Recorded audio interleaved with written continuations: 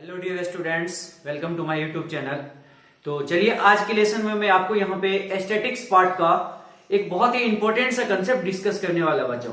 ये जो कंसेप्ट है, इस कंसेप्ट से डायरेक्टली जेईई मेंस में प्रीवियस ईयर लास्ट 3-4 इयर्स में डायरेक्ट वे में क्वेश्चन आया है। एक छोटा सा टॉपिक है बच्चों, इसको सबसे पहले समझते हैं, उसके बाद हम लोग प्रीवियस ईयर क्वेश्चंस, वो जो क्वेश्चंस पूछा गया वो भी यहाँ पे डिस्कस करने वाले हैं।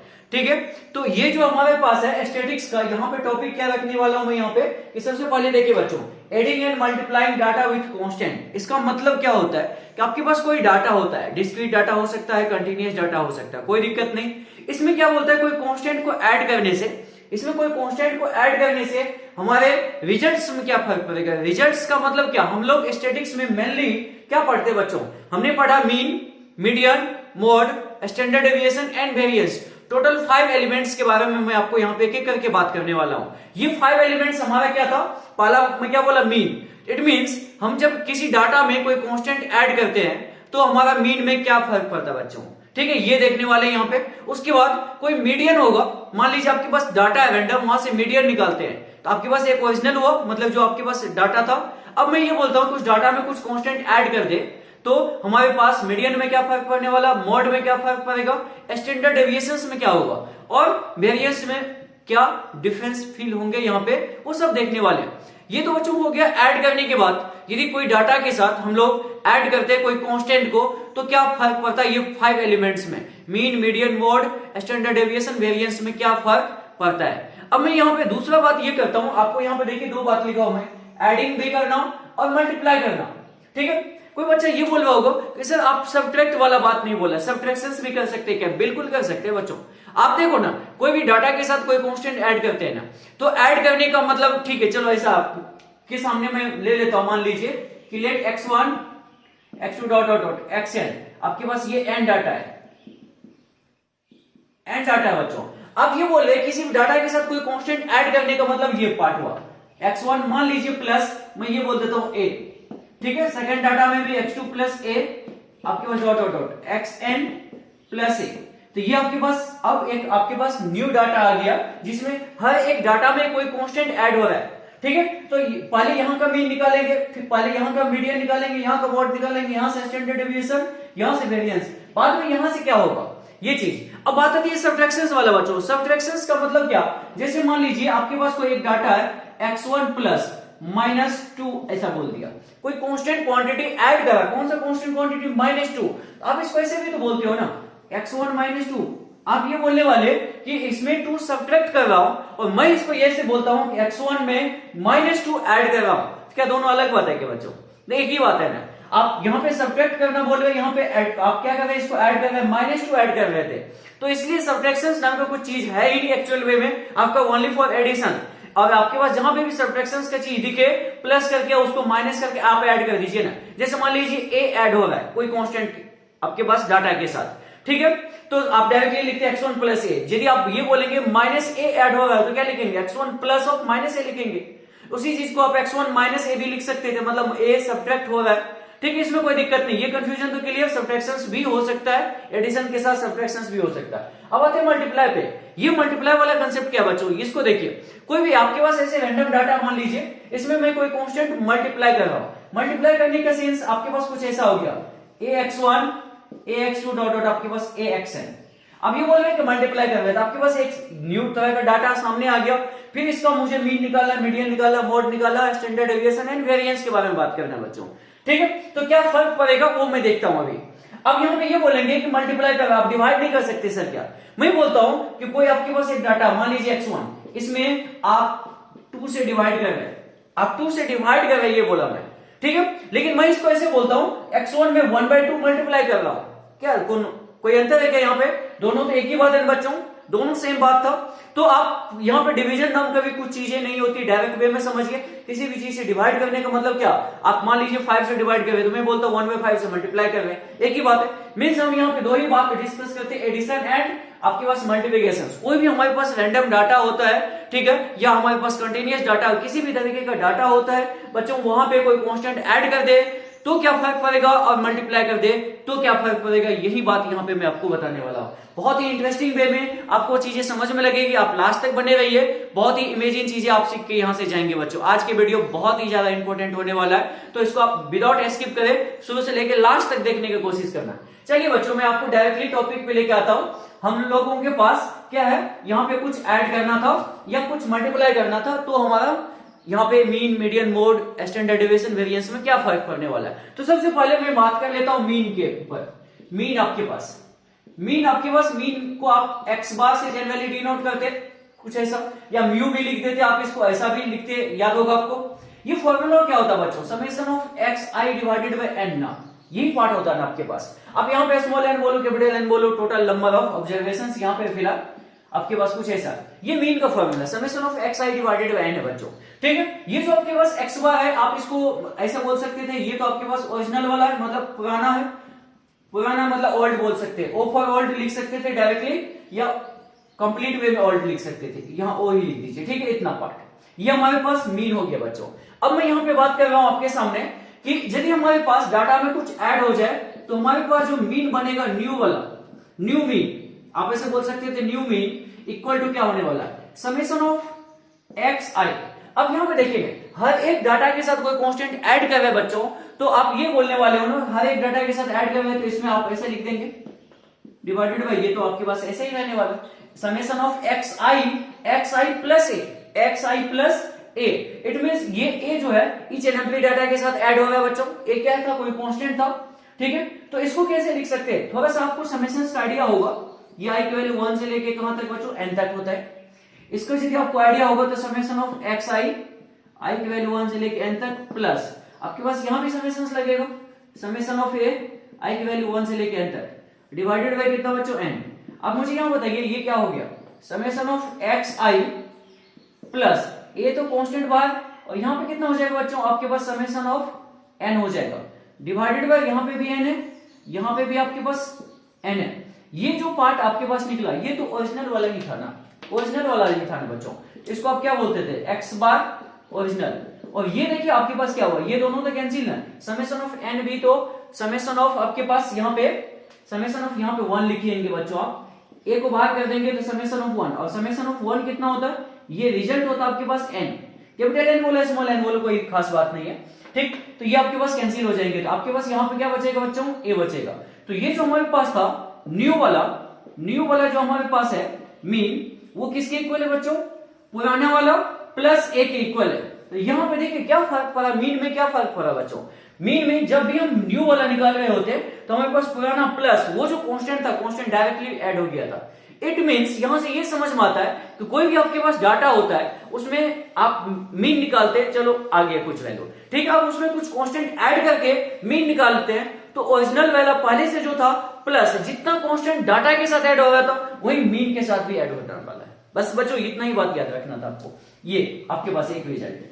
आप बोलेंगे चलो ठीक है ये समझ में लग गया, मैं मीन के केस में आप सब समझिए, मतलब यहाँ पे कि प्लस ए हो जाता, मतलब हम जो भी डाटा के साथ ऐड कर देते वही फाइनल यहाँ पे भी आ गया। अब मुझे बताइए अगला केस, मीडियन के केस में क्या होने वाला और मॉड के केस में क्या होने वाला बच्चों।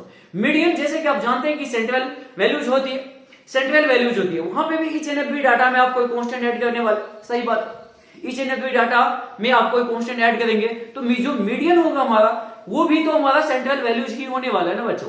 तो पहले आपके पास क्या था, मान लीजिए कोई एक डाटा आपका मीडियन कहलाता था, अब उसमें भी तो कांस्टेंट ऐड हुआ है ना, तो आप यहाँ पे क्या बोलने वाले कि मीडियन के केस में भी जो हमारे पास न्यू वाला मीडियन है, पुराना वाला मीडियन प्लस जो कांस्टेंट ऐड कर रहे थे डाटा के साथ वही हो जाएगा, ठीक है।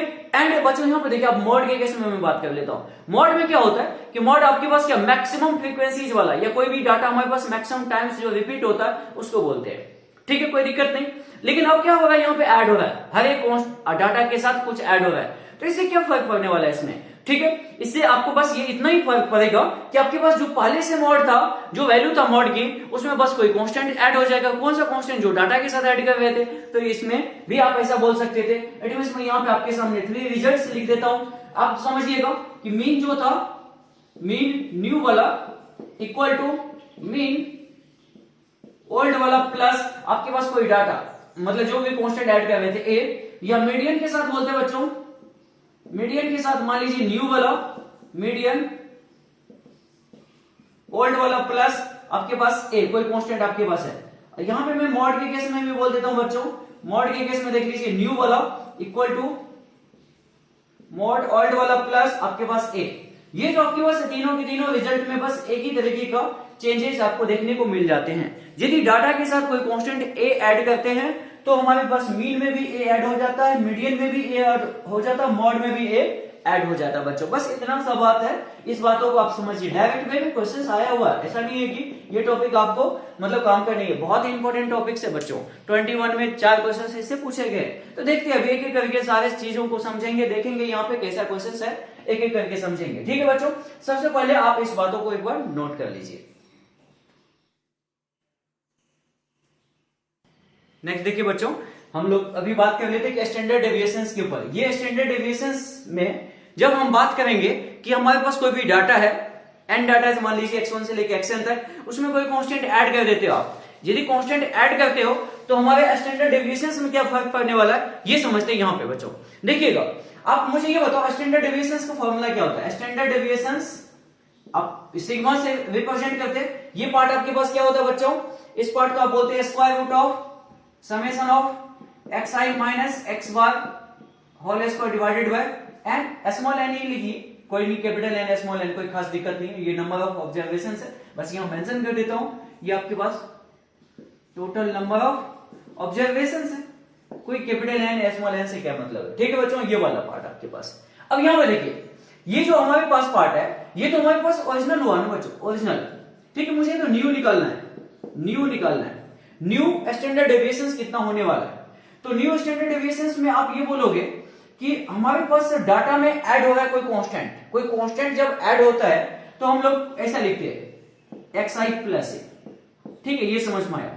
तो इससे हमारे पास जो पहले वाला जो डाटा था उसका मीन भी तो निकालना होता बच्चों। यहाँ पे जब मीन निकालेंगे तो मीन में क्या होगा, जब आप कोई कांस्टेंट ऐड करते हैं किसी डाटा के साथ तो मीन में भी तो ऐड हो जाता है। अभी भी जस्ट पढ़ा था ये चीजें। तो यहाँ पे आप ऐसे लिख सकते हो एक्स बार प्लस ए, कुछ ऐसा भी तो लिख सकते हो बच्चों, कुछ इस तरह का, डिवाइडेड बाय कितना, एन आपके पास। ठीक है बच्चों, ये वाला पार्ट आपके पास। अब यहाँ पे देखिएगा, ये जो पार्ट आपको यहाँ पे दिख रहा है, इसमें आप ये देख पा रहे होंगे कि ए और यहां से वाला ये वाला पार्ट कैंसिल हो जाएगा। यदि ये कैंसिल हो जाता है बच्चों तो आप क्या लिखोगे यहाँ पे, summation of x i minus x bar का whole square divided by n. आपके पास ये वाला पार्ट आ जाएगा। और ये जो पार्ट आया बच्चों, यहाँ देखिए, ये तो पुराना वाला ही है ना। यहाँ पे जो आपके पास ओरिजिनल था, जो स्टार्टिंग में था, मतलब विदाउट डाटा में कोई कांस्टेंट ऐड करे हुए, वो तो यही था। यहाँ पे भी वही आया। इट मींस यहां से ये समझ में आता है कि आपके पास नया वाला जो है, नया वाला जो स्टैंडर्ड डेविएशंस है, पुराने वाले स्टैंडर्ड डेविएशंस के इक्वल हो जाते हैं। सही बात है क्या, यही तो बात है कि आपके पास स्टैंडर्ड डेविएशंस में कोई फर्क ही नहीं पड़ता है बच्चों। यहाँ पे जब आप कोई कांस्टेंट ऐड करते हैं डाटा के साथ, ठीक है, तो उसके बाद जब स्टैंडर्ड डेविएशंस निकालते हैं तो उस स्टैंडर्ड डेविएशंस में कोई चेंजेस नहीं नजर आती है यहाँ पे। इट मींस क्या कि हमारे पास पुराना वाला ही रिजल्ट आ जाता है। ठीक है बच्चों, तो ये आपके पास एक। ठीक है, हम एक और बात कर लेते हैं। ये तो हमारे पास स्टैंडर्ड डेविएशंस की बात हो गई थी। मान लो कि मैं आपके सामने वेरिएंस की बात कर लेता हूं। वेरिएंस, तो ये क्या होता है बच्चों, वेरिएंस आप जानते हैं सिग्मा स्क्वायर होता है, बस इतना ही बात है, सिग्मा स्क्वायर होता है। आप मुझे ये बताइए कि यदि मैं पुराना वाला ये आपके पास वेरिएंस निकालने की बात करूं तो इसका क्या होगा, समेशन ऑफ, आप यहां पे स्क्वायर रूट नहीं लगाएंगे, summation of x i minus x bar whole square divided by आपके पास एन, ऐसा कुछ होता है बच्चों। ठीक है, ये वाला पार्ट। अब अगेन यदि मैं न्यू वाला निकालने जाऊं तो देखो आप क्या करने वाले थे, यहां पे एक्स आई में आप ऐड करते कांस्टेंट ए, यहां पे भी ऐड करके, वो दोनों तो कैंसिल ही हो जाता। तो आपके पास जो न्यू वाला वेरिएंस निकल के आता वो आपके पास कितना हो जाता बच्चों, न्यू वाला वेरिएंस भी आपके पास सेम हो जाता, x i minus x bar का होल स्क्वायर डिवाइडेड बाय आपके पास कितना बच्चों, एन आपके पास। ये पार्ट आपके पास आ जाता, ये आपके पास न्यू वाला। मींस न्यू वाले में भी कोई फर्क नहीं पड़ा। यहाँ पे जो पुराना वाला रिजल्ट था वही नया वाला रिजल्ट भी हमारा बन रहा है। तो इसका मतलब यहां से मुझे ये समझ में लगा कि आपके पास अच्छा वेरिएंस में भी कोई फर्क नहीं पड़ता है बच्चों।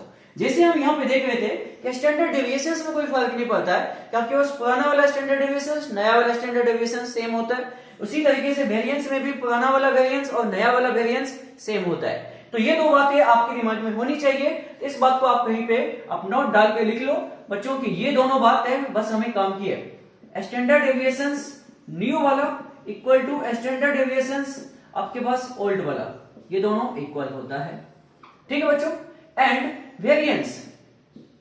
वेरिएंस न्यू वाला इक्वल टू वेरिएंस आपके पास ओल्ड वाला, ये दोनों भी इक्वल होता है, दोनों में कोई फर्क नहीं पड़ता है। तो यहां पे आपके पास यही एक हाइलाइटेड पॉइंट्स है, इसके बारे में आपको याद रखना है, ये समझना है कि स्टैंडर्ड डेविएशंस और वेरिएंस में कोई फर्क नहीं पड़ता है जब हम डाटा के साथ कोई कांस्टेंट ऐड करते हैं तो। ठीक है बच्चों, ये दोनों बात याद रखिएगा। लेकिन मीन मीडियन मॉड में क्या था, आपके पास ओरिजिनल और न्यू में डिफरेंस था।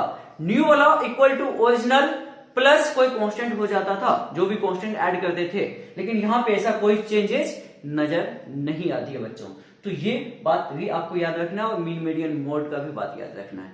ये तो हुआ हमारा ऐड करने से रिलेटेड बात कि जब हम किसी डाटा के साथ कोई कांस्टेंट ऐड करते हैं तो हमारा mean median mode standard deviation variance में कैसा चेंजेस देखने को मिलता है, ये चीज मैं आपको बताया। ठीक है। अब मैं यहां पे एक एक करके बात करूंगा कि जब आप मल्टीप्लाई करेंगे बच्चों, जब मल्टीप्लाई करेंगे कोई कांस्टेंट के साथ मल्टीप्लाई कर लेंगे, मान लीजिए कोई कांस्टेंट ए है, ए किसी डाटा के साथ मल्टीप्लाई करें, ईच एंड एवरी डाटा के साथ, तो आपके मीन में क्या फर्क पड़ने वाला, मीडियन में क्या फर्क पड़ने वाला, मॉड में क्या होगा, स्टैंडर्ड डेविएशंस में क्या होने वाला, वेरिएंस में क्या होने वाला, वो भी एक एक करके देखने वाले। यही तो सबसे ज्यादा इंपॉर्टेंट है। आप लास्ट तक देखते रहिए बच्चों, बहुत ही मजा आने वाला आपको। ठीक है। तो आप सबसे पहले क्या करेंगे, इसको आप एक बार राइट डाउन कर लीजिए, फिर हम उसके बारे में बात करते हैं।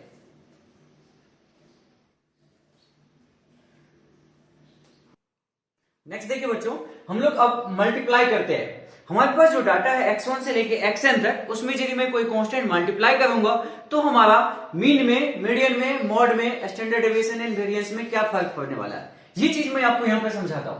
देखिए सबसे पहले मैं मीन की बात कर लेता हूं बच्चों। मीन आपके पास मीन में क्या होने वाला, तो देखिए हमारे पास जब कोई कांस्टेंट में मल्टीप्लाई करता हूं डाटा के साथ तो हमारा मीन में क्या फर्क पड़ता है। तो सबसे पहले तो पुराना वाला मीन बताइए मुझे कितना होगा, summation of xi divided by n, ऐसा होता है, ये वाला पार्ट होता है बच्चों, कोई दिक्कत नहीं इसमें, सारे नंबर्स को ऐड कर दीजिए और कितना नंबर है उससे डिवाइड कर दीजिए, बस इतना बात है, ये पार्ट हुआ आपका। अब यहां पे देखिए कि जब मैं न्यू वाला निकालने जाता हूं, न्यू वाला मीन आपके पास न्यू वाला मीन इक्वल टू कितना होगा, summation of xi into a now divided by कितना बच्चों, n। आपके पास क्या है, यहाँ पे मल्टीप्लाई हो गया, आप ऐसे ही समझिए डायरेक्टली, ये मल्टीप्लाई हो गया, ईच एंड एवरी डाटा के साथ मल्टीप्लाई हो गया।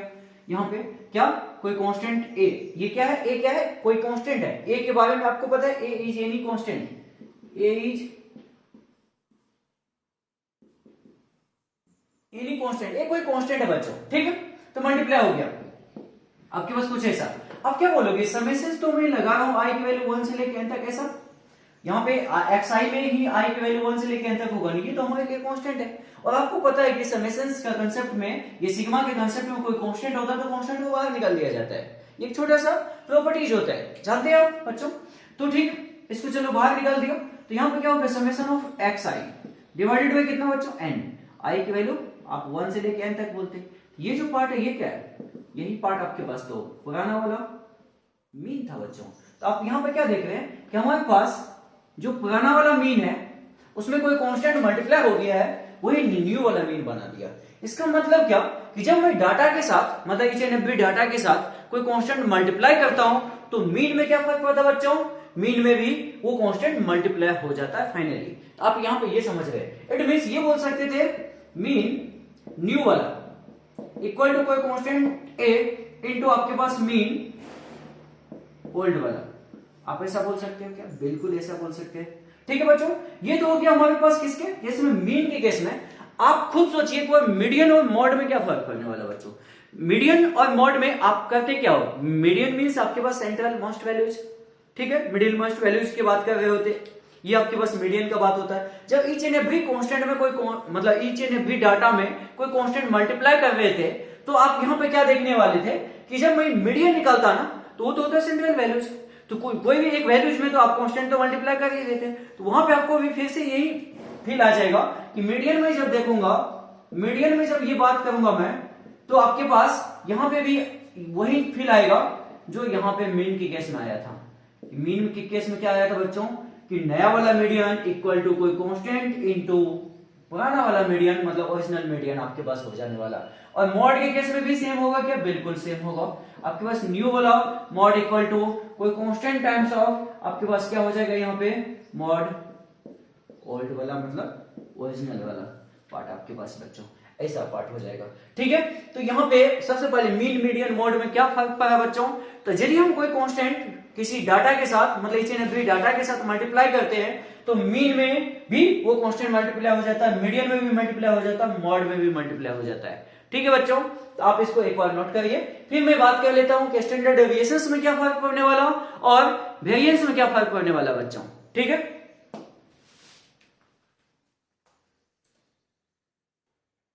नेक्स्ट देखिए बच्चों कि हम लोग जब डाटा के साथ कोई कांस्टेंट मल्टीप्लाई करते थे तो हमारा स्टैंडर्ड डेविएशंस में क्या फर्क पड़ने वाला है। स्टैंडर्ड डेविएशंस में क्या फर्क पड़ेगा? देखिए सबसे पहले तो मुझे ये बताओ कि आपके पास ओल्ड वाला ओरिजिनल वाला स्टैंडर्ड डेविएशंस कितना होता है? आप बोलोगे square root of summation of xi minus x bar whole square divided by n होता है, ये पार्ट होता है। ठीक है बच्चों, हर किसी को पता है, ये फॉर्मूला याद हो गया होगा अभी तक में आपको। चलिए आगे मैं बात कर लूं। यहाँ पे जब मैं यहाँ पे न्यू वाला निकालने जाऊं तो क्या फर्क पड़ेगा? देखिए summation of x i into a minus x bar into a, इसका होल स्क्वायर डिवाइडेड बाय कितना बच्चों? n। जब मैं ईच एंड एवरी डाटा के साथ कोई कांस्टेंट मल्टीप्लाई करूंगा तो यहां पे ऐसा होगा। और आपके पास अभी भी पढ़ा था मीन में कैसा फर्क पड़ता है बच्चों? मीन में भी तो कोई कांस्टेंट जो था वो मल्टीप्लाई हो जाता है डायरेक्ट वे में। अभी भी तो यही पढ़ा था आपके पास, जो हमारा न्यू वाला मीन था ओरिजिनल का ए टाइम्स हो जाता था, वही कांस्टेंट आपके पास इसके साथ डायरेक्टली मल्टीप्लाई हो जाता था। अब देखिए यहाँ पे क्या कर सकते हैं आप इस चीजों को, यहाँ भी ए यहाँ भी ए, तो क्या मैं ए को कॉमन ले लूं? ए यदि अंदर से कॉमन लूंगा तो यहाँ पे क्या आएगा? ए स्क्वायर आएगा बच्चों। और एक स्टेप यहाँ पे मैं आपको लिख के बता रहा हूँ, ये देखिए summation of x i minus x bar का whole square divided by n, और यहाँ पे क्या है बच्चों? A square, a square.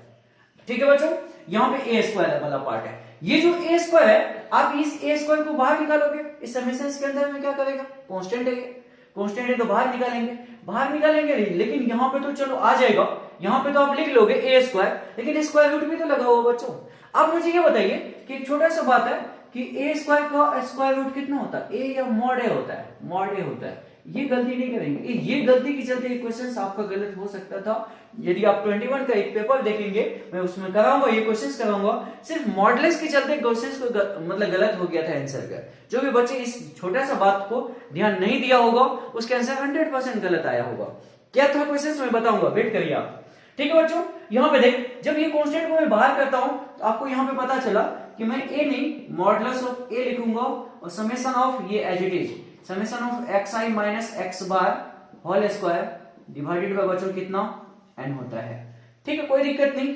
तो आपके पास यहाँ बोल सकते थे ये कितना पार्ट हो गया? समेशन ऑफ, मतलब ये वाला जो कंप्लीट पार्ट है ये तो हमारे पास पुराना वाला है, ओल्ड वाला है, तो मैं इसको ऐसे लिख सकता हूं। इट मीन्स आप यहाँ पे देख क्या पा रहे हैं बच्चों कि आपके पास जो नया वाला है, नया वाला जो स्टैंडर्ड डेविएशन है, पुराने वाले के साथ कोई कांस्टेंट जो भी आप ऐड कर रहे थे डाटा के साथ, उसका modulus value, absolute value multiply होके दे रहा है वैल्यू से। तो हम ये बोल सकते थे कि पुराना वाला स्टैंडर्ड डेविएशन, मतलब आपके पास स्टैंडर्ड डेविएशन पुराना वाला, मतलब आपके पास यहाँ पे न्यू वाला पहले लिखिए, न्यू वाला equal to modulus of A times of आपके पास स्टैंडर्ड डेविएशन ओल्ड वाला, स्टैंडर्ड डेविएशन ओल्ड वाला, कुछ ऐसा हो गया बच्चों।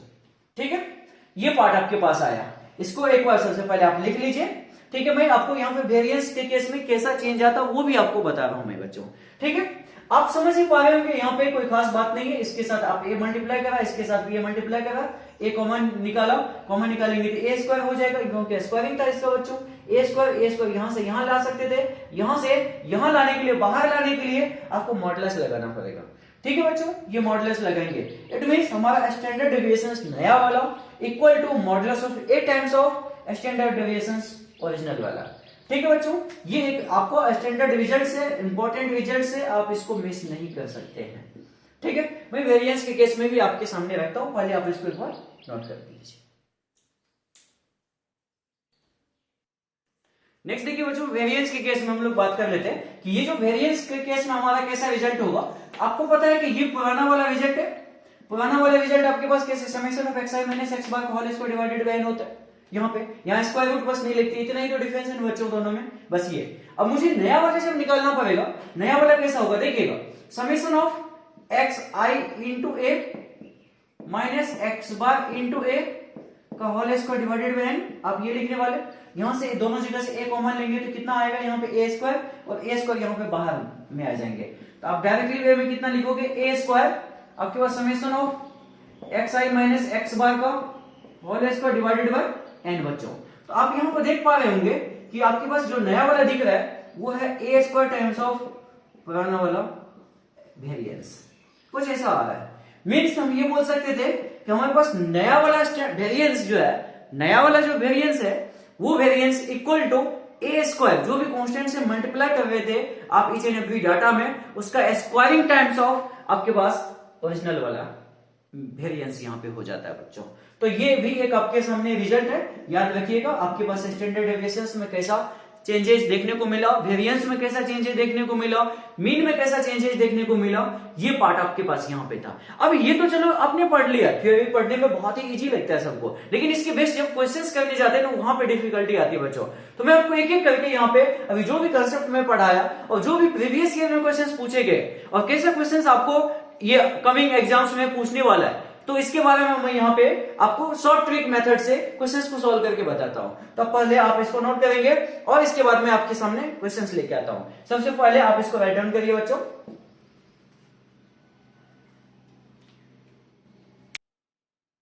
नेक्स्ट देखिए बच्चों, हम लोग यहाँ पे एक क्वेश्चंस लेके आए। ये क्वेश्चन जेईई मेंस 2019 के क्वेश्चंस है, बहुत ही आसान सा क्वेश्चंस है। क्वेश्चंस को एक बार रीड करिए आप बस रीड करिए अच्छे से बच्चों। The mean of A set of 30 observation is 75, ऐसा बोला। इफ ईच ऑब्जर्वेशन, ये आपके पास ऑब्जर्वेशन लिखा होगा बच्चों, if each observation is multiplied by non zero number lambda, क्या करा गया यहाँ पे, लैम्डा से multiply, and then each of them is decreases by 25, ठीक है बच्चों, ये भी बात है। Their mean remains the same, ठीक है, मीन्स क्या है, रिमेन्स द सेम, मीन में कोई चेंजेस नहीं आ रही है। तो आपसे क्या पूछा, लैम्डा की वैल्यू पूछा है। ये जो लैम्डा आप मल्टीप्लाई कर रहे थे उसका वैल्यू पूछा बच्चों। क्या करेंगे आप समझ गए, बहुत ही सिंपल सा क्वेश्चन है। कैसे आप इस क्वेश्चन को सॉल्व करेंगे, सबसे पहले बताओ कि mean of A set of 30 observation is 75। आपके पास मीन कितना दे रखा बच्चों, 75 दे रखा, कोई दिक्कत नहीं, 30 ऑब्जर्वेशन है, ठीक है ना, हम उतना क्या बात करें, डायरेक्टली हमारे पास मीन दे रखा है कितना, 75 दे रखा है, ठीक। ये पार्ट आपके पास, ये कौन सा वाला पार्ट बोल सकते थे, ओरिजिनल वाला या पहले ओल्ड वाला पार्ट बोल सकते थे, ये आपके पास है। अब यहां पे देखिए, if each observation is multiplied by non zero number lambda, मतलब हमारे पास ईच ऑब्जर्वेशंस में कोई कांस्टेंट मल्टीप्लाई कर रहा है। यदि ईच ऑब्जर्वेशंस में कोई कांस्टेंट मल्टीप्लाई करता है तो मीन में क्या चेंज होता है, आप ये बोलते हो कि मीन में भी वो कांस्टेंट मल्टीप्लाई हो जाता है, बस इतना ही तो बात है ना बच्चों। यही बात बोला था मैं आपको थोड़ा देर पहले। आप यहाँ पे बोलेंगे, ये तो चलो ओल्ड वाला था, मैं न्यू वाला पे आपके फोकस कर रहा हूं। यहाँ पे न्यू वाला कैसा होना चाहिए, तो 75 लैम्डा होना चाहिए। पहली बात, आपके पास क्या हुआ कि ईच एंड एवरी ऑब्जर्वेशंस में कोई कांस्टेंट मल्टीप्लाई किया गया, तो मीन में क्या होता है, मीन में भी वही constant same to same multiply हो जाता है। अभी भी थोड़ा देर पहले देखा था यहाँ पे, ठीक है, ये पार्ट चलो ठीक है। एंड आगे कंप्लीट नहीं हुआ, अभी आगे देखो ना, and each then each of them is decreases by 25, मतलब ईच एंड एवरी ऑब्जर्वेशन जो है, ईच एंड एवरी ऑब्जर्वेशन जो क्या हो रहा है, 25 से डिक्रीज हो रहा है। तो मीन में क्या फर्क पड़ने वाला है, मीन भी 25 से डिक्रीज हो जाएगा बच्चों।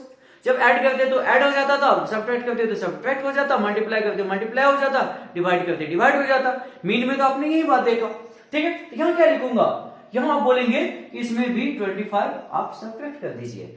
आगे क्या बोलता है, यदि ऐसा आप करते हैं then mean remains the same, mean में कोई चेंज नहीं आती है। इट मींस पुराना वाला मीन और नया वाला मीन क्या है, अकॉर्डिंग टू क्वेश्चंस आपके पास दोनों इक्वल है बच्चों। ये दोनों क्या है, इक्वल है। इक्वल है तो यहाँ पे मैं क्या लिख सकता हूँ, 75 लैम्डा माइनस 25 इक्वल टू कितना बच्चों, 75। तो 75 लैम्डा इक्वल टू कितना हो जाएगा, 100। तो लैम्डा इक्वल टू आपके पास कितना, 4/3।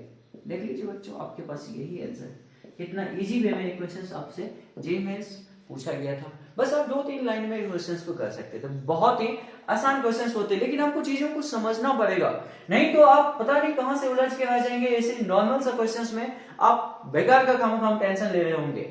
ठीक है बच्चों, तो आप इसको एक बार नोट करिए।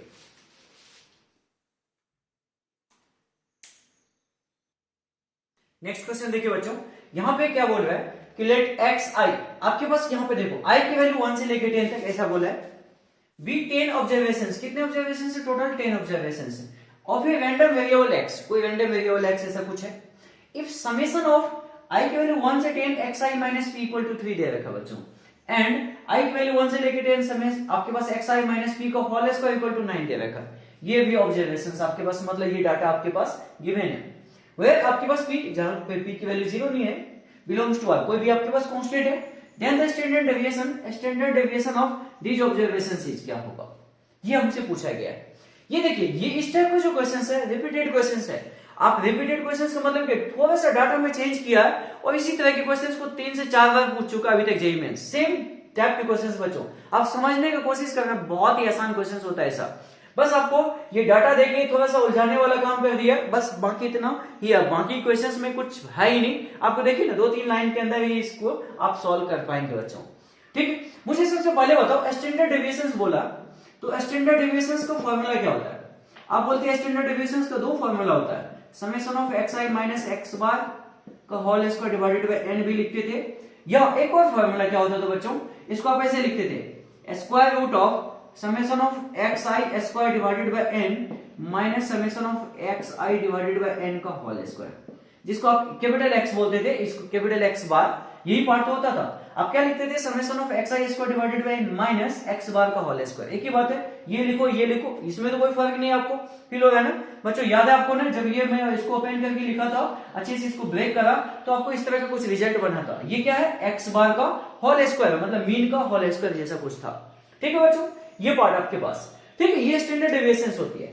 अब हम यहाँ पे ये बात कर रहे हैं कि यहाँ पे देखिए डाटा में क्या लगता है, एक्स आई माइनस पी, यहाँ भी x i minus P, means each and every data में कोई कांस्टेंट है पी, वो कांस्टेंट सब्ट्रैक्ट करा गया है। मुझे ये बताओ, जब कोई कांस्टेंट में पी सब्ट्रैक्ट करा जाता है, ठीक है, या कोई भी मतलब आपके पास कोई डाटा में कोई कांस्टेंट सब्ट्रैक्ट करा जाए या ऐड करा जाए, तो स्टैंडर्ड डेविएशंस में क्या फर्क पड़ता है? आपको आज ही बताया मैं, अभी थोड़ा देर जस्ट पहले बताया कि स्टैंडर्ड डेविएशंस में और वेरिएंस में कोई फर्क नहीं पड़ता है जब कोई कांस्टेंट ऐड या सब्ट्रैक्ट होता है। तो बच्चों याद होगा आपको ये बात। तो चलिए इसी बात का यहाँ पे यूज करते हैं। कैसा बात होगा हमारा यहाँ पे कि मैं आपके पास नया वाला स्टैंडर्ड डेविएशंस की बात कर लेता हूं। Standard deviations equal to summation of, मतलब नया वाला पुराना वाला क्या, दोनों जब इक्वल ही है तो एक ही बात है, आप नया वाला बोलो पुराना वाला बोलो, कोई फर्क नहीं पड़ता है। तो यहाँ पे मैं चेंज करता हूं क्या, एक्स आई माइनस पी का whole square divided by n, ऐसा लिख सकते हो, कोई दिक्कत नहीं होनी चाहिए बच्चों आपको।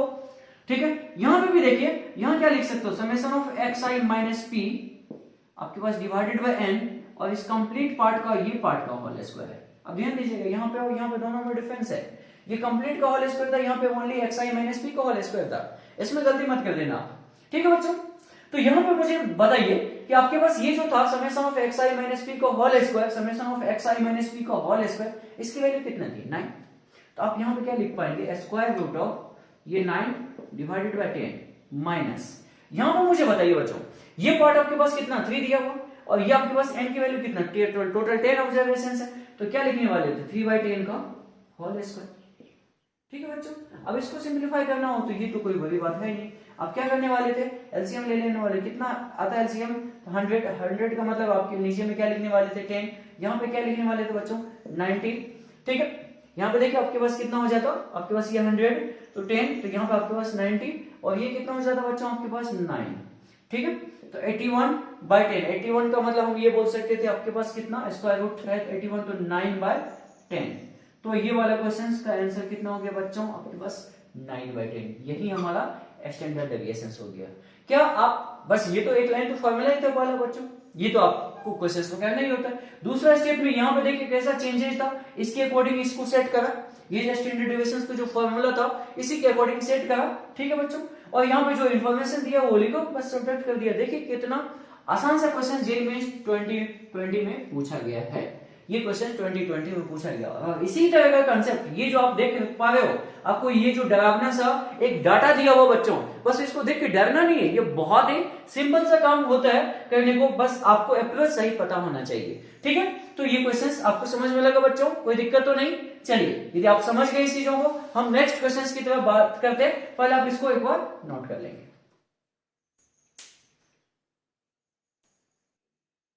नेक्स्ट क्वेश्चन देखिए बच्चों, ये आपके पास ये भी क्वेश्चंस आपका जेईई मेंस 2020 में पूछा है। ठीक है बच्चों, यहां पे देखो क्या है इस क्वेश्चंस में, आप एक बार क्वेश्चंस को रीड करिए, आप क्वेश्चंस को रीड करिए। लेट द ऑब्जर्वेशंस, ये वाला पार्ट, सेटिस्फाई द इक्वेशंस, आपके पास ये एक दे रखा और ये एक दे रखा।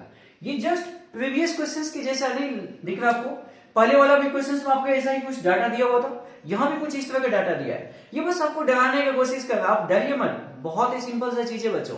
तो आपको जो पूछा है कि आपके पास ये वाला दे रखा, ये दे रखा आपके पास, और लैम्डा और म्यू को क्या बोल दिया, पहले म्यू बोला है बच्चों, पहला म्यू है उसके बाद लैम्डा है। ठीक है, और मीन एंड वेरिएंस, अब इस इट मींस म्यू जो है क्या है मीन, और लैम्डा को क्या बोल दिया यहाँ पे वेरिएंस बोल दिया।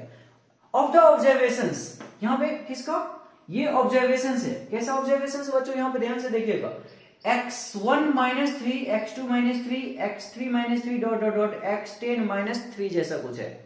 ठीक है, then ordered pair mu comma lambda क्या होगा, मतलब हमें म्यू और लैम्डा की वैल्यू निकालना, मींस मीन और वेरिएंस की वैल्यू निकालना। इस तरह के ऑब्जर्वेशंस के लिए यहाँ पे ध्यान देने वाली बात है, इस तरह के ऑब्जर्वेशंस के लिए मुझे मीन और वेरिएंस निकालना बच्चों। कैसे निकालेंगे आप बताओ, क्या करोगे, क्या करोगे? आपको इसके लिए आप ये सोच रहे होंगे कि डायरेक्टली ऐड कर देंगे, डिवाइड कर लेंगे, ऐसा ऐसा कुछ कर पाओगे क्या? आप करके दिखाओ आप एक बार। ठीक है, थोड़ा सा आपको डिफिकल्ट लगने लग जाएगा, डायरेक्टली हम मीन और वेरिएंस यहां से निकालने जाते तो थोड़ा सा आपको फिर पता ही नहीं चल पा रहा होगा कि करे तो करे क्या, कहां तक कैसे पहुंचे, क्या होना चाहिए एक्चुअल वे में, समझ में नहीं आ रहा सर। ठीक है, मैं इसको इजीएस्ट वे में समझाने की कोशिश करता हूँ, समझना मेरे अकॉर्डिंग। यदि आप चलो बहुत ही आसानी से, आप बहुत ही मतलब कम टाइम में ही क्वेश्चंस को कर पाएंगे, कोई ज्यादा दिक्कत वाली बात नहीं है। बस ये डराने के लिए ऐसा डाटा दे रखा है, कोई बात नहीं है, रहने दो ना, जैसा है। आप इसी चीज के लिए तो बस यहाँ पे पढ़ते हैं, तो ताकि हम ऐसे क्वेश्चंस का जेईई मेंस में जो भी क्वेश्चंस पूछा जाए हम उसका इजीएस्ट वे में आंसर दे पाए और कोई भी दिक्कत भी न हो। ठीक है बच्चों, और टाइम भी हमारा सेव हो, आपका सारा मतलब एंगल से आपको समझना है चीजों को। समझिए यहाँ पे ये तो समझ में आता है, डाटा हमारे पास कितना है 1 से लेके 10 तक है, कोई दिक्कत नहीं इसमें। ये वाला पार्ट हमारा 10 है, ये भी पार्ट हमारे पास 40 दिया हुआ है।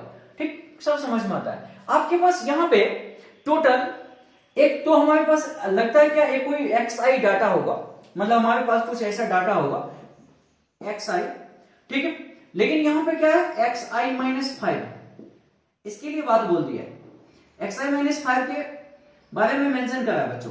ठीक है, और लेकिन आपको निकालना क्या था, xi माइनस 3 के बारे में निकालना था बच्चों, xi माइनस 3 के बारे में निकालना था। इस तरह का आपके पास डाटा था, ये आपके पास डाटा था, ऐसा नहीं कोई टेबल बना रहा है, ठीक, ऐसा कुछ बात नहीं है, सिंपल सा बात मैं यहाँ पे आपके सामने रखता हूँ। और आपको सबसे पहले मीन के बारे में बात कर लेना बच्चों, मीन के बारे में। यहाँ पे समझिएगा, ये हमारे पास 3 तरह का डाटा यहाँ पे इस क्वेश्चन में दिख रहा है। एक तो xi ओरिजिनल वाला जो होता है, ठीक है, x1 x2 x3 dot dot xn होता है। ठीक है, कहां तक 10 तक, ये तो x1 से लेके x10 तक होता है, सही बात है। लेकिन हमारे पास ये जो इन्फॉर्मेशन दे रखा बच्चों, ये इन्फॉर्मेशन किसके लिए दिया, xi माइनस 5 के लिए दिया है, xi माइनस 5 के लिए दिया ये इन्फॉर्मेशन, इसके लिए नहीं दिया, इसके लिए नहीं दिया, इसके लिए दे रखा और इसके लिए पूछा है। तो चीजों को समझ के यहाँ पे आपको अभी जो मैं पढ़ाया मीन में ऐड करने से कैसा होता है, वो सारा कंसेप्ट यहाँ पे बहुत बेहतरीन तरीके का ये क्वेश्चन है, आपको समझ में लगेगा।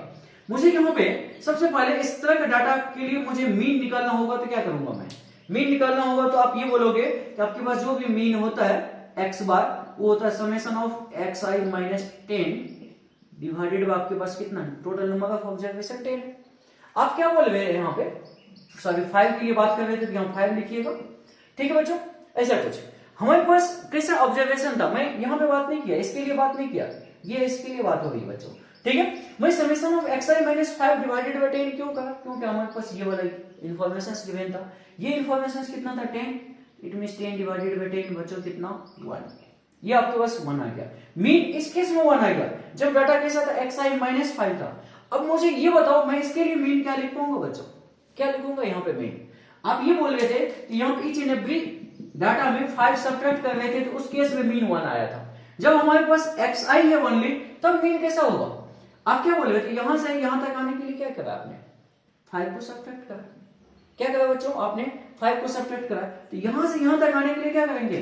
आपके पास क्या है? यहाँ पे तो 1 है, ठीक है, तो 1 + 5 बच्चों ये इसका मीन कितना हो जाएगा? 6 हो जाएगा। मुझे इससे ज्यादा मतलब नहीं था, मुझे इस बातों से ज्यादा मतलब नहीं, मुझे यहां से मतलब है क्योंकि इसी के बारे में तो मीन पूछा गया यहाँ पे। अब मुझे यहाँ पे बताइए कि ये आपके पास 6 हो गया, ठीक है बच्चों। 6 कैसे हुआ समझिए, 6 कैसे हुआ आप इस बात को समझिए।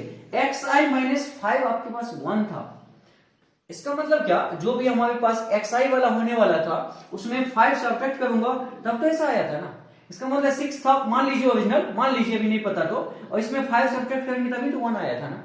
आप ऐसे समझ लो, उल्टा समझने की कोशिश करना। अब यहां पे देखो, यहां से मुझे यहां तक आना है, यहां तक आना है बच्चों, तो इसके लिए मीन कितना होने वाला है? क्या बात करेंगे, क्या बात करेंगे? यहां से ही कंपेयर कर लो या यहां से कंपेयर कर लो।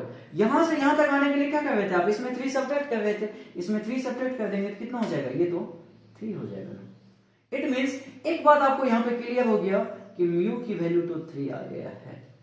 कोई दिक्कत है बच्चों? कोई दिक्कत? म्यू मींस, यहाँ पे म्यू का मींस आपके पास क्या है? मीन है। किसका? ये वाला डाटा का मीन है, तो आपने मीन निकाल दिया। यहाँ पे देखिए xi - 3 वाले डाटा का आपने मीन निकाल दिया, यही तो आपका मीन था। आपने कुछ भी नहीं करा, बस थोड़ा सा ऑब्जर्वेशन से थोड़ा एल्गोरिथम लगाया मैथमेटिक्स का, इसके बेसिस पे आप यहाँ पे मीन बता पा रहे हो बच्चों। कोई दिक्कत तो नहीं यहां तक समझने में बच्चों? बताइए, कोई भी परेशानी आपको? नहीं। यदि आपने मीन निकाल लिया तो वेरिएंस में भी बात कर लेते हैं, वेरिएंस में भी बात कर लेते हैं बच्चों। मुझे बताइए, ये जो हमारे पास डाटा था, मतलब आपके पास डाटा कौन सा वाला? xi - 5, इसके लिए मैं यदि वेरिएंस निकालूंगा तो हमारे पास वेरिएंस का फॉर्मूला कैसा होता है बच्चों? वेरिएंस का फॉर्मूला होता है summation of xi² divided by, हमारे पास यहाँ पे xi नहीं, यदि मैं इसके लिए बात करूं xi - 5, तो यहाँ पे xi - 5 का होल स्क्वायर डिवाइडेड बाय, आपके पास कितना ऑब्जर्वेशन था बच्चों? 10 माइनस x बार का होल स्क्वायर, और x बार कितना था? इस तरह के डाटा के लिए 1 था, तो यहाँ क्या लिख पाओगे बच्चों? 1 का होल स्क्वायर, या पहले लिखो आप x बार का होल स्क्वायर, और यहाँ पे x बार कितना था बच्चों? आपको पता है कि ये x बार कितना आपके पास? 1 है, ठीक है। और ये वाला इंफॉर्मेशन कितना था बच्चों? यहाँ पे 40, तो आपके पास ये कितना? 40 डिवाइडेड बाय 10 कितना? 4 माइनस 1। बताइए बच्चों क्या लिखेंगे आप? 40 डिवाइडेड बाय 10 मींस 4 माइनस 1, क्या लिखोगे आप? 3 लिखोगे, ठीक है बच्चों। आप यहाँ पे 3 लिख पा रहे हैं, कोई दिक्कत है? आप समझ पा रहे हैं? यहाँ पे ये वाला इंफॉर्मेशन आपको दिया हुआ है, डिवाइडेड बाय 10, ये भी ठीक है। और ये अभी अभी आपने यहाँ पे निकाला था, ये देखना, ये आपके पास कितना था बच्चों? इसके लिए मैं कौन सा डाटा के लिए बात कर रहा हूँ? xi - 5 के लिए बात कर रहा हूँ। मैं यहाँ पे यदि बात करता और यहाँ पे बात करता तो कितना होता? यहाँ पे यदि बात करता xi के लिए तो आपके पास ये वाला वेरिएंस इक्वल टू कितना होता बच्चों? ये भी तो 3 हो जाता। क्यों सर, ऐसा क्यों? यहाँ पे 3 था तो यहाँ पे तो कुछ और होना चाहिए। बच्चों आप याद करिए, आज के लेसन में ही मैं बताया था स्टार्टिंग में, वेरिएंस में यदि आप कोई निकालते हैं वेरिएंस, कोई आप ऐड करते हैं या सब्ट्रैक्ट करते हैं, तो वेरिएंस में और स्टैंडर्ड डेविएशन में कोई फर्क नहीं पड़ता है। आप यहाँ पे -5 भी कर दो तब भी 3, नहीं करो तब भी आपके पास 3। आपके पास यहाँ पे कितना था बच्चों? ये वाला इंफॉर्मेशन के लिए ना, इस केस में हम यदि निकालने जाते तो यहाँ पे भी हमारे पास 3 ही तो आता, क्योंकि आपका इसके इस तरह के रिजल्ट से कोई फर्क नहीं पड़ती है कि जब मैं डाटा में कोई कांस्टेंट सब्ट्रैक्ट करूं, डाटा में कोई कांस्टेंट ऐड करूं, तो वेरिएंस में फिलहाल कोई फर्क पड़ने वाला नहीं है। यदि इसके लिए आपने 3 निकाला तो श्योर एंड सर्टेन है कि xi के लिए भी कितना होगा बच्चों? 3 होगा, और xi - 3 के लिए भी कितना होगा? 3 होगा। इट मींस यही तो हमारे पास लैम्डा था बच्चों, यही तो लैम्डा था, यही तो हमसे पूछा गया था यहाँ पे। तो आप यहाँ पे बोल पा रहे हैं मीन की वैल्यू 3 और वेरिएंस की वैल्यू भी कितना बच्चों? ये आपके पास वेरिएंस था, वेरिएंस की वैल्यू भी 3। आपको जो पूछा है ordered pair mu comma lambda, तो कितना हो जाएगा बच्चों आंसर? फाइनली बता दीजिए मुझे, आपके पास म्यू कॉमा लैम्डा की वैल्यू आपके पास क्या हो जाएगा? 3,3 आ जाएगा। तो यही हमारा फाइनल आंसर आ जाएगा बच्चों। कोई दिक्कत तो नहीं, ये समझने में कोई दिक्कत तो नहीं? देखिए आप कितना इजीएस्ट तरीके से चीजों को सिंप्लीफाई करके सॉल्व कर दिया बच्चों। कोई ज्यादा कैलकुलेशंस नहीं, कुछ भी नहीं, आपको बस समझना था, थोड़ा सा अंडरस्टैंडिंग यहाँ पे होनी चाहिए थी, बस आपका आंसर आ जाता, कोई दिक्कत नहीं।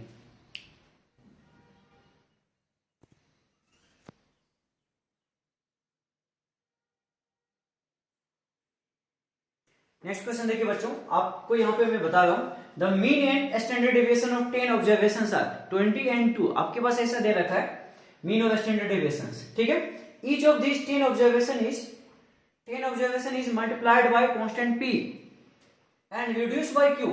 देखिए ये p से मल्टीप्लाई कर रहा है और आपके पास q क्या बोल रहे हैं, reduced by q, where p not equal to 0, q not equal to 0। If the new mean and new standard deviations becomes half of the original values, then q equal to पूछा गया बच्चों, q पूछा गया आपसे। यहां पे समझिए ये क्वेश्चंस आपका जेईई मेंस 2020 आपके पास 2 में पूछा है, 2020 में पूछा है, ठीक है बच्चों।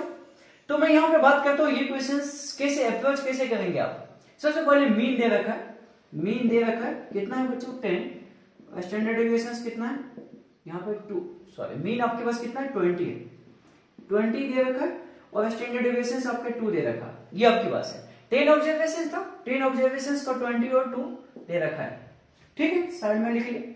अब मुझे ये बताइए कि मुझे नया वाला मीन कितना होगा, न्यू मीन कितना होगा।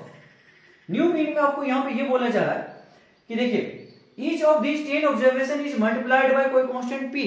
आपको पता है कि जब मैं कांस्टेंट मल्टीप्लाई करता हूं कोई डाटा के साथ, आपके पास ऑब्जर्वेशंस के साथ, तो मीन में क्या फर्क पड़ता है, तो p भी मल्टीप्लाई हो जाएगा। पहले कितना था 20, तो 20p हो जाएगा बच्चों, p इंटू 20 हो गया ऐसा, ठीक है। लेकिन ये कोई बात बोला और इसको रिड्यूस कर रहा है q से, तो रिड्यूस कर रहा है q से, तो मीन में कितना होता है, जितना आप सब्ट्रैक्ट करते हो उतना फाइनली मीन में भी सब्ट्रैक्ट हो जाता है, ये बात बोला। ये आपके पास न्यू वाला पार्ट हो गया। एंड आगे बोलते हैं फिर से कि एक और बात यहां पे आप देख लीजिए कि आपके पास new mean and standard deviation becomes half of the original values. ऐसा बोल रहा है कि न्यू वाला किसके हो जाते हैं, half of the original. Original कितना था बच्चों 20, इसका हाफ कितना हो जाएगा 10 हो जाएगा। तो आप बोल सकते हैं ये आपके पास इक्वेशन नंबर फर्स्ट, ये फर्स्ट इक्वेशन हो गया बच्चों। सेकंड में बात करता हूं मैं स्टैंडर्ड डेविएशंस की बात कर लेता हूं। स्टैंडर्ड डेविएशंस में आपके पास क्या होने वाला था, स्टैंडर्ड डेविएशंस में आपको यहां पे बोला गया कि स्टैंडर्ड डेविएशंस में आपको बोला गया कि कोई कांस्टेंट p मल्टीप्लाई करते हैं, तो पहले कितना था 2, तो क्या होता है यदि मल्टीप्लाई करते हैं तो स्टैंडर्ड डेविएशंस बच्चों आपको पता है कि यहाँ पे मॉडुलस आती है। आपको याद नहीं तो उस चीजों को जाके को देखिए पीछे, अब वीडियो को स्टार्टिंग में यदि देखेंगे आपको ये बताया गया था कि स्टैंडर्ड डेविएशंस में क्या चेंजेस आती है जब कोई कांस्टेंट मल्टीप्लाई करते हैं। तो क्या चेंजेस आती है, जो भी कांस्टेंट मल्टीप्लाई करते हैं तो वो तो होता है, साथ में उसका absolute value means modulus value आ जाती है। यहाँ पे हम लोग मॉड p इंटू 2 लिखने वाले हैं और साथ में बच्चों यहाँ पे क्या बोला रिड्यूस बाय q। आप मुझे बताइए स्टैंडर्ड डेविएशंस में क्या सब्ट्रैक्ट करने से कोई चेंज होता है या नहीं होता है, ठीक होता है क्या चेंज बच्चों, नहीं होता है। ऐड और सब्ट्रैक्ट करने के बाद कोई चेंज नहीं आता है, तो इतना ही हो जाएगा। ये भी क्या बोला standard deviation becomes half of the original value 2, तो इट मींस ये कितना हो जाएगा बच्चों 1 हो जाएगा ना। तो ये आपके पास इक्वेशन नंबर सेकंड। बस ये दोनों इक्वेशंस को सॉल्व कर दीजिए, आपका आंसर आ जाएगा। जो बच्चे यहाँ पे मॉडुलस नहीं लगाए होंगे तो उसका आंसर कैसे गलत होगा वो भी आप यहाँ पे समझ लीजिएगा। यहाँ पे मुझे बताओ ये वाला पार्ट, मैं सेकंड वाला पार्ट को यदि सॉल्व करने जाऊं तो modulus of p equal to कितना बच्चों हो जाएगा 1/2 हो जाएगा। आप यहाँ से क्या बोलोगे p की वैल्यू प्लस माइनस 1/2, कोई दिक्कत तो नहीं है बच्चों, p equal two plus minus 1/2। दो वैल्यूज निकल के आया, देखिएगा यहाँ पे समझिएगा चीजों को, दो वैल्यूज निकला आपका। अब ये दोनों वैल्यू में से कौन सा वैल्यू यहाँ पे उठा के रखो सर, पहला वाला या दूसरा वाला, दोनों रख के देखते हैं क्या होता है। मान लीजिए कि p की वैल्यू में रखा 1/2 रखा, तो आप मुझे बताओ 1/2 रखने पे ये कितना हो जाएगा, 1/2 यहाँ रखूंगा तो आपके पास 1/2 इंटू 20 आपके पास कितना 10 माइनस 2 इक्वल टू 10, क्यू की वैल्यू तो 0 आ जाएगा, q इक्वल टू 0 है। लेकिन यहाँ पे देखिए बच्चों q इक्वल टू 0 है क्या, नहीं है ना। आप क्या ये पार्ट ले पाएंगे क्या, नहीं ना। यदि आप मॉडुलस नहीं लगाते तो डायरेक्टली p की वैल्यू कितना बोल रहे होते आप 1/2 और q की वैल्यू 0 बोले होते, लेकिन q तो 0 था ही, आप तो यहाँ पे फंस गए, कैसे आंसर निकालते। तो यहाँ पे सही तरीका क्या था, मॉडुलस लगाइए, मॉडुलस इक्वल टू 1/2, तो p इक्वल टू आपके पास कितना प्लस माइनस 1/2। 1/2 पे नहीं हुआ तो क्या माइनस 1/2 पे होगा क्या, देख लेते बच्चों क्या होगा। देखिए क्या है यहाँ पे माइनस 1/2, मुझे बताओ यहाँ पे माइनस 1/2 रखूंगा तो कितना होगा माइनस 1/2 इंटू 20, कितना बच्चों माइनस 1/2 इंटू 20। मैं रख के दिखा देता हूँ यहाँ पे -1/2 into 20 minus q equal to 10। आप मुझे यहां से बता दीजिए क्यू की वैल्यू कितना आया। अच्छा, क्यू की वैल्यू कितना आया बच्चों बताइए। जब आपके पास -10, आप इसको भी लेफ्ट साइड ले जाएंगे तो -20, क्यू राइट साइड भेजेंगे तो it means q equal to कितना आ रहा है बच्चों, -20। कोई दिक्कत तो नहीं है, कोई कंडीशन तो नहीं था, बिल्कुल ठीक है। इट मींस पी की वैल्यू आपके पास -12 आ रहा था, इस वैल्यू के अकॉर्डिंग क्यू आपके पास कितना -20 आ रहा था। आप बोलेंगे आंसर क्या हमारा ये वाला है, ये वाला, ये तो ऐसे भी नहीं हो सकता था। नहीं, यहाँ पे देख लीजिए तो आपके पास क्यू की वैल्यू कितना -20 आंसर आ रहा था बच्चों। ये आपका क्वेश्चन जेई में पूछा गया है, आप इसको गलत नहीं कर सकते, आपको सही आंसर बताना था। और सही आंसर कितना आ रहा है बच्चों, -20 आ रहा है। ठीक है बच्चों, तो ये जो आप यहाँ पे देखे आज के लेसन्स में, इसमें हम लोग बात किए कि कोई भी डाटा के साथ, ठीक है, कुछ कांस्टेंट ऐड करा जाए, सब्ट्रैक्ट करा जाए, मल्टीप्लाई करा जाए, डिवाइड करा जाए, तो हमारा mean, median, mod, standard deviation, variance में क्या चेंजेस देखने को मिलता है। ठीक है बच्चों, एक एक करके मैं सबके बारे में एक्सप्लेन करा, उसके बेस जो भी जेईई मेंस में क्वेश्चंस पूछा गया तो वो भी आपको यहाँ पे न्यूमेरिकल्स लाके रखा और बहुत ही इजीएस्ट तरीके से चीजों को समझाने की कोशिश करा। ये वीडियो आपके लिए बहुत ही हेल्पफुल होने वाला बच्चों। आप स्टार्टिंग से लेके लास्ट तक यदि देखा है तो रियली भी में आपको यहाँ पे कुछ सीखने को मिला होगा। और ये जो कंसेप्ट है जेईई मेंस में डायरेक्ट वे में क्वेश्चंस आने की मस्ट प्रोबेबल चांसेस होती है बच्चों, तो आप इसको स्किप नहीं कर सकते हैं, आप कंप्लीट वे में चीजों को देखिए। ये जो पार्ट है स्टैटिस्टिक्स का पार्ट 5 था बच्चों, ठीक है। आप बोलेंगे पार्ट 1, पार्ट 2, पार्ट 3, पार्ट 4 कौन सा, तो इससे पहले आपको पार्ट 1, पार्ट 2, पार्ट 3, पार्ट 4 तक मैं आपको कंप्लीट वे में डिस्कस करके रखा हूं। यहाँ पे स्टैटिस्टिक्स का हर एक पॉइंट ऑफ व्यू से जितना पॉसिबिलिटीज हो सकता है सारे कंसेप्ट को यहाँ पर मैं डिस्कस कर रहा हूं बच्चों। आप उस कंसेप्ट को अभी तक यदि नहीं देखा तो जाके उसको देखिए, मैं यहाँ पे डिस्क्रिप्शन में लिंक दे दूंगा बच्चों, आप वहां पे विजिट करके एक एक वीडियो आप अच्छे से देखेंगे। और यदि आप पूरा लेसन देखते हैं स्टार्टिंग से लेके लास्ट तक यदि देखते हैं, उसका नोट्स कंप्लीट करते हैं, तो ये चैप्टर तो आप ये मान के चलिए कि इसमें आप मास्टरी हासिल कर सकते हैं। यहाँ कोई खास दिक्कत आने वाली है ही नहीं। जो जेईई पॉइंट ऑफ व्यू से है वो क्वेश्चंस, एक क्वेश्चंस यहाँ से आते हैं, बहुत ज्यादा इंपॉर्टेंट क्वेश्चंस हो सकता है आपके लिए, क्योंकि 4 मार्क्स अपने आप में बहुत ज्यादा होता है बच्चों, आप इसको छोड़ नहीं सकते हैं। तो बहुत ही सिंपल से चैप्टर है, बहुत इजीएस्ट वे में चीजों को यहाँ पे एक्सप्लेन करने की कोशिश करा गया। आप चीजों को स्टार्टिंग से लेकर लास्ट तक देखिए, बहुत ही आपको मजा आएगा इसको देख के। ठीक है बच्चों, तो आज के लेसन में मैं इतना ही कंप्लीट कर रहा हूं। ठीक है, चीजें आगे अगले लेसन में मैं आपके लिए कुछ और लेके आने वाला हूं। यदि आप लोगों को लगता है कि कुछ और भी सर मुझे इस तरह का कोई chapters JEE Mains point of view से बता दीजिए या मतलब उसको करवा दीजिए ताकि मेरा रिवीजन हो जाएगा, तो आप लोग कमेंट बॉक्स में बोल सकते हैं इस चीजों को बच्चों। ठीक है, मैं यहाँ पे मैथमेटिकल रीजनिंग का कंप्लीट वीडियोज डाल चुका हूं, 2 वन शॉट भी आपके पास है, कंप्लीट प्रीवियस ईयर के क्वेश्चंस के हैं और स्टार्टिंग के थ्योरी वाला पार्ट भी है। आप यदि उसको नहीं देखा तो उसको भी जाके देखिए और ये वाला पार्ट भी आप स्टार्टिंग से लेके लास्ट तक देखिए बच्चों। बहुत ही इंटरेस्टिंग वे में यहाँ पे बहुत ही इजीएस्ट तरीके से चीजों को समझाने की कोशिश करा है। तो आपको मैं ये बस यहाँ पे यही बोल सकता हूं कि आप यदि मेरे चैनल के साथ जुड़े हैं तो कुछ बहुत ही इंपॉर्टेंट चीजें सीख के जाने वाले बच्चों। आपको जेईई मेंस में बहुत ही ज्यादा हेल्प होने वाला है इस चीजों को लेके। और 11th क्लास के जो बच्चे यदि देख रहे हैं या सुन रहे हैं मुझे, उसके लिए भी ये टॉपिक्स काम की है। आप नहीं बोल सकते कि स्टैटिस्टिक्स 11th क्लास में नहीं था, 12th क्लास में नहीं था।